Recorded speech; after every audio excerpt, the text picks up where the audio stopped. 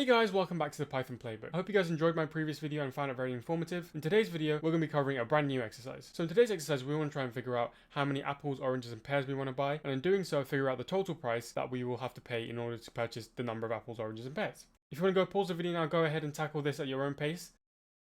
Alright, let's get started. So as you can see, I've got my lines commented as per usual, which I recommend for any beginner. It allows you to break down the problem into smaller parts and tackle them individually rather than taking it in as a bulk load. So as you can see here, we want to try and ask the user for the number of each fruit type he wants to buy. So we've got apples, oranges, and pears. And if you go back to the exercise, we can see that they each have their individual prices. But before we even go to the pricing, let's take a look at asking the user how many of each fruit he wants to buy. So if you guys remember, in order to ask for a number from the user, we use eval input. So let's go ahead and create a variable, call it apple, and then that equals eval input and then the question. Alright, so as you can see, we have the question run. It asks us how many apples do we want to buy. So let's just go and make a number 6. There we go. So we've now had the number 6 assigned to the variable apple. So let's go and repeat this for the oranges and pears as well.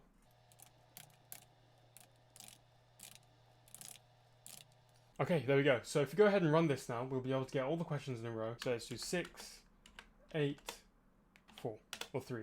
There we go. So we've got all the questions and numbers assigned to each variable. So now let's go ahead to calculate the pricing, the total pricing of this purchase. So mathematically, in order to do that, of course, we'd have to multiply the number of items, i.e. the number of fruits, by the price of each fruit. So let's start off by naming a variable called total price. I'd recommend keeping the variable short, but just to explain it for this video, I'm going to keep it fairly long and obvious. And now we can go ahead and multiply the variable, i.e. the number of fruits, by the price of each fruit. We've got 20 pence for apples, so we'll have 20 and then times apple, the variable. If you guys don't remember how to do arithmetic operations in Python, I recommend checking out this video up ahead. There we go.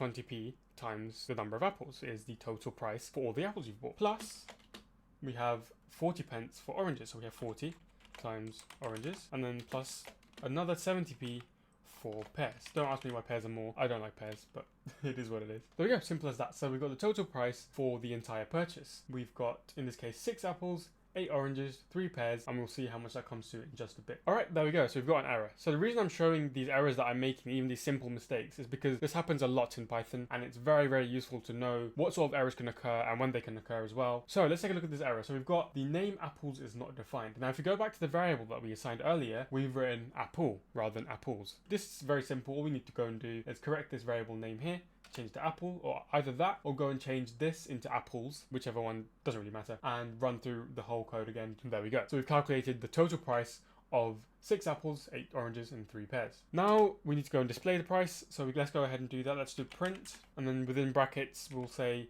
the price for, and then we want to display the number of each item. So in this case, what we'd want to do is do the price for, comma, apple, because of course if we want to display a number, we want to print out the variable, so we want to do that outside of the apostrophes, and then now back into apostrophes to print out the string apple rather than the variable. So basically what we've done here is the price for 6 apples is yada yada yada, and then price for this many oranges is yada yada yada. Alright, so there we go, we've done it. So let's take a look at this line bit word by word so we can break it down. So of course we've got the string here, which is the price for, and then we have apple, which is the number of apples that we want to buy, which is this variable that we've assigned here. So the price for 6 apples, which is another string, and then 8, which is this variable here, oranges, and pears, which is 3 pears, is, and then total price here, which we've calculated in the line above, is however many. I can't do it off the top of my head, but we'll get the answer in just a bit. So let's go ahead and run this and let's have a look at what the price is. Alright, so we have another error.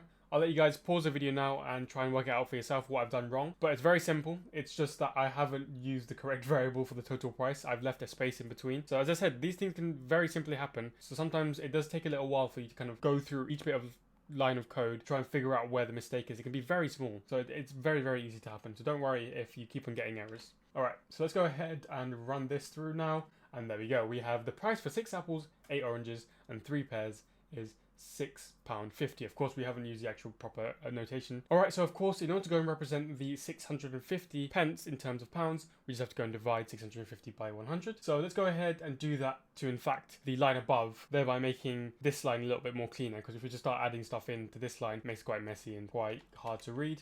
Let's just go and add that into the calculation. So divide it by 100, and now if we go ahead and run this, we'll have the total price equal to 6.5 rather than 650. So I've added in the pound sign as well, but one thing I'm going to do is represent this number to 2 decimal places, because if we try to run this now, what we'll see in fact is we get 6.5, which technically, yes, it's not wrong, but we're looking at £6.50, and it's always good to show the 0 so it's easier to read. Alright, so I went through this in my previous video of how to represent numbers to 2 decimal places. What we have to go and do is just make a new variable first. Go and do total price 2. So within double apostrophes, that is, of course, just the percentage sign followed by a dot and then 2f. And then, of course, next to that, we have the percentage sign and then the variable name. There we go. So now what we've done is represented 6.5 to 2 decimal places, which is just 6.50. Let's just go ahead and make one last change, which is the total price that we've displayed here has to be changed to total price 2. Let's go ahead and do that now and run through everything. There we go. The price for 6 apples, 8 oranges, and 3 pears is £6.50. And that's it. We've done it. We've done our grocery shopping in Python. Alright, so I hope you guys enjoyed this video and found it very informative. We're slowly building the steps now. We're getting to harder and harder exercises. But as I said, if you guys have any questions, please feel free to let me know down in the comments below.